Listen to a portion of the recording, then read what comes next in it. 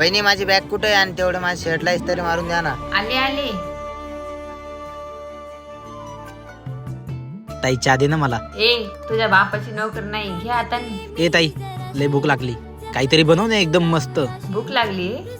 जा ना मग, भूक ना बाहेर जाऊ, मला कशाला सांगतोय. ए मयूर कुठं हरवलाय? विचार करत होतो, लग्नाच्या आधी छोट्या छोट्या गोष्टीसाठी भांडण करणारी तू लग्नानंतर अचानक किती समजदार झाली. पर्याय नसताना सुद्धा करावं लागतं.